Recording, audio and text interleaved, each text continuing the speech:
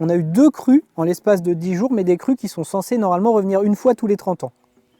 Ah, carrément. On a stocké 3,5 millions de mètres cubes d'eau. Ce qui est ultra intéressant et ce sur quoi on a énormément travaillé donc, au sein de notre syndicat, c'est restaurer les champs naturels de débordement des cours d'eau. Qu'est-ce que ça veut dire?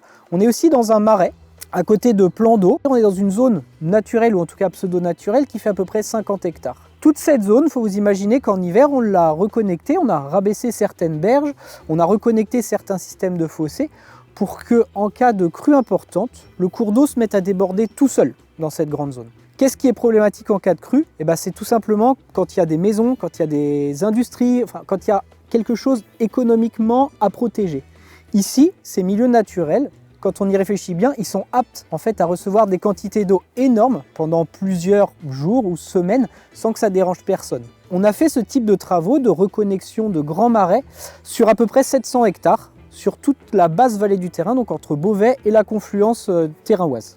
Vous pouvez nous donner quelques chiffres des villes qui étaient régulièrement inondées et qui maintenant ne le sont plus? Sur la dernière très grosse, d'ailleurs les dernières très grosses inondations, on a eu 2 crues en l'espace de 10 jours, mais des crues qui sont censées normalement revenir une fois tous les 30 ans.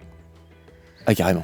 Donc là, on les a eu on a eu franchement 2 crues de retour 30 ans, donc mi-janvier et fin janvier. Donc c'était un événement, on va dire, très particulier où on voyait la vallée vraiment sous l'eau. Il nous a été possible de compter un peu les volumes stockés dans les zones naturelles. On était de l'ordre de 3,5 millions de mètres cubes d'eau stockés naturellement dans les marais, dans les plans d'eau, dans certains herbages, donc dans certaines prairies, etc. Donc dans tout un tas d'espaces naturels. Et à l'inverse, Mouy n'a pas eu les pieds dans l'eau. On a eu un quartier de Mélo où il y a eu, on va dire, une vingtaine de centimètres d'eau. Sinon, toutes les autres communes du bassin versant n'ont pas eu en fait une vague d'eau qui est arrivée chez eux. Donc on est quand même sur quelque chose qui est très très fonctionnel quand on voit les volumes d'eau. Si on imagine un peu un retour en arrière où vous en avez 2 millions de mètres cubes, rien que 2 millions de mètres cubes, les territoires étaient beaucoup plus, on va dire, impactés que ça. 2 millions, et là, vous avez eu, combien vous avez dit? On a stocké 3,5 millions de mètres cubes d'eau. En l'espace de 10 jours. En l'espace de plusieurs jours, c'est ça, ouais.